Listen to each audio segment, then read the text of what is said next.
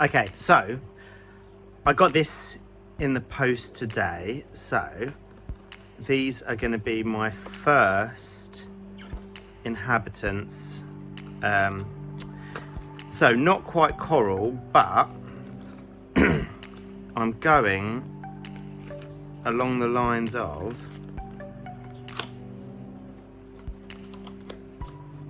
if I can get it open.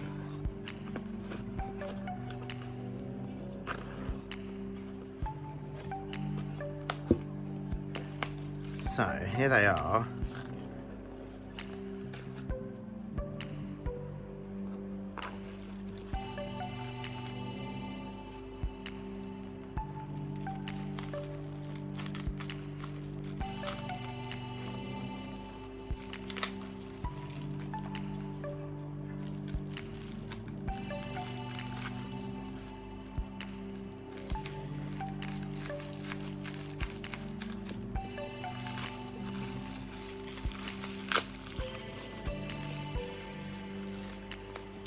So we've got some really nice macros here. Oh look, they're in a heat sealed, in a heat sealed, in a heat sealed, in a heat sealed. Packaged really well. So we've got 4 different varieties here, and what I'm going to do is I'm going to add these over to the Reef Habitat. Actually, they're still warm, which is really good. I mean, they came so quickly. These are so pretty, really beautiful colours. I'll put the names of them up, but I really have got a soft spot for macroalgae, and these ones are like a bambooing type, so they need to have the harder water as well, because they do have a sort of a thicker kind of branch, and you've got like the bubble grape one there. Okay, so I've just used a hair clip to clip the algae to the side of the tank. Just going to get it to the temperature of the tank, and then I'm going to add them in. It's a bit of a controversial thing with macroalgae because whether or not you should dip them. I really like the company that I've used. I've used this company before when I had seahorses to introduce a lot of these different species of macroalgae. And the fact that they take relatively small clippings means that you can really inspect them with your eye. I mean, there's obviously going to be some discrepancy as to whether you can actually see everything. You know, I want to introduce pods to this tank anyway, and I've actually got some a lot of copepods on order, and well, you know, you can't dip them, so you know, I'll strain out their water, but I'll put the copepods in, and you know, so you do have an element, I feel, of there's always an element of risk, you know, with corals that are very densely branching and you know, are on frag plugs that you can't get to the underneath and you can't get stuff off with a toothbrush. Definitely I would think dip them.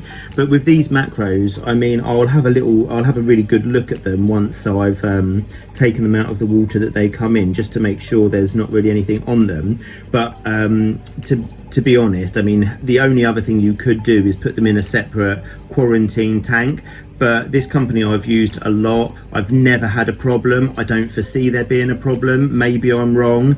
Let me know if you dip your macros, if you've had any success. I think I would fear that coral dip would be too strong for them. I think you can give them a little rinse in RO/DI water, just to sort of, you know, kill anything that's on them, but then it does kind of cause the macros to die off slightly, and sometimes they can die back a little bit before they, you know, come into full flourish anyway.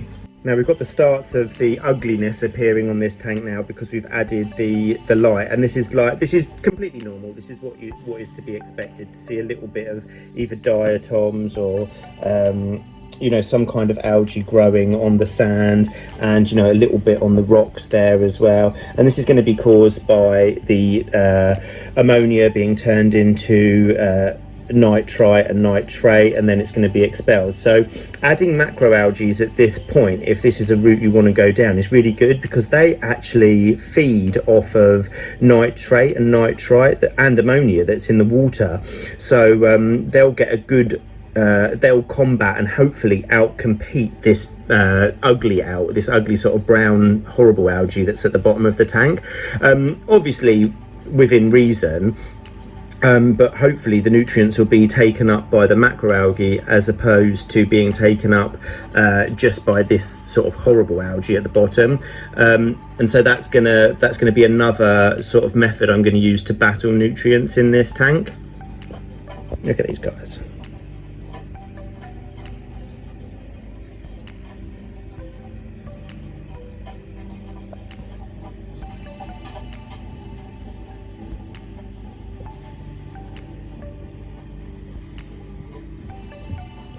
I'm going to do them all together, and just looking in the bag, I mean, you can see that it's leaking, but it's really clean.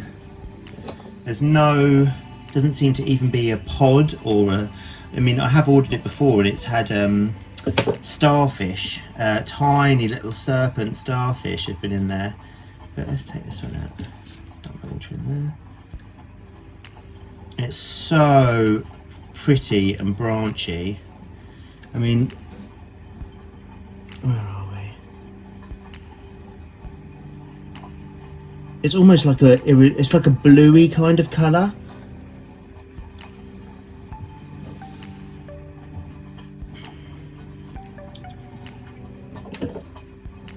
And I want to try and keep them separate. I don't want them to be out competing. I want to really try and grow these out. You just sort of see it's almost like a sea fan shape. I think some of them can just be absolutely gorgeous. And look at this is more of a flatter seaweed shape, and it's kind of, yeah, it's kind of a see-through kind of greeny colour, this one. But you can see that look really pretty, sort of fanning out of some of these rocks.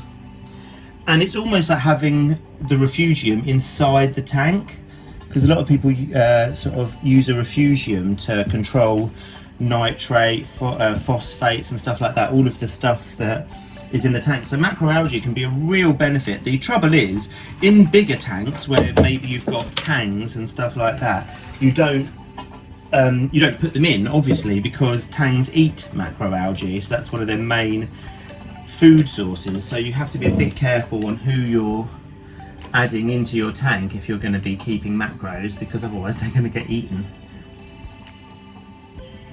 There we go. So I'm just going to drip this in nice and slow, get these guys used to it.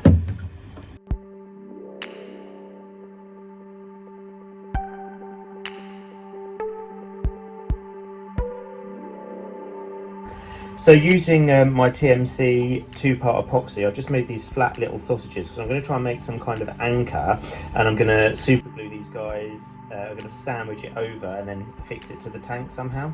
So as long as you've got some of these bubbly bits, it's quite a hardy coral. There's a green variety as well, but they didn't have any of the green one. But I think the red one is a bit prettier anyway. So.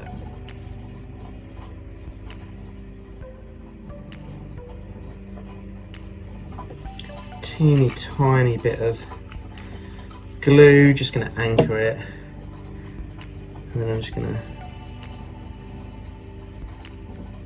sandwich that just so that it makes it a bit more weighted, and then I can stick it into the tank. Just going to pop this little bit back in there, keep it wet.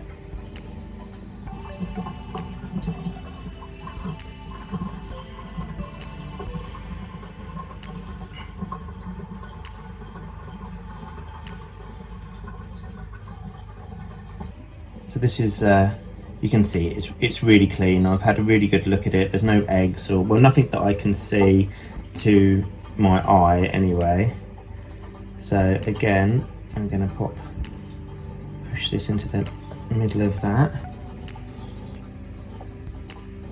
Just a tiny bit of glue there.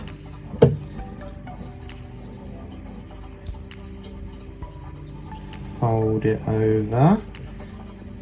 And what you almost want is just a little bit of glue just poking out, so that when you squidge it into the rock, it will sort of stick to it. So you've got sort of a double safety net. algae. So I think the light demands are slightly less. So I mean, I might be completely wrong in that, but I'm going to just hook it sort of just under here in this rock, but giving enough so it can sort of grow over the top.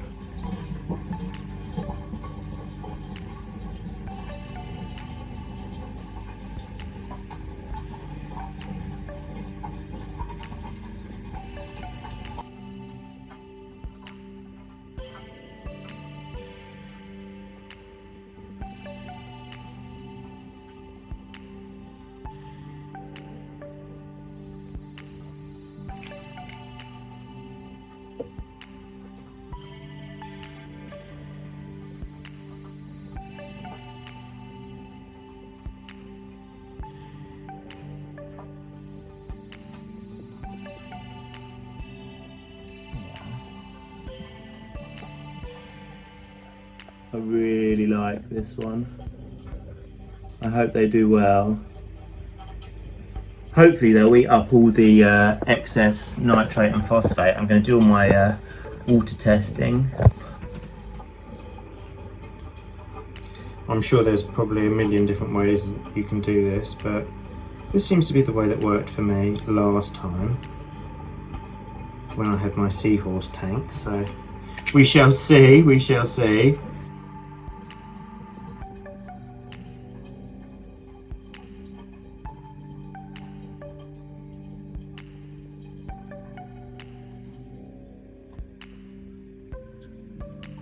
So it's been a couple of days, and as you can see, this tank has had an extreme algae bloom. Well, it's an algae and a bacterial bloom. So I mean, the macroalgae are looking good. They're all standing up to it, but it's really hard to actually see what's going on inside the tank. So we'll come back to these little macros at some point. So yes, it's been a couple of days since I added those macros, and as you can see, the tank behind me has now had a massive algae bloom. It's had a massive bacterial bloom. So I'm going to show you how I'm going to deal with that in the next coming couple of days. So keep watching, keep liking, keep subscribing, and yeah, let's get this tank looking ace.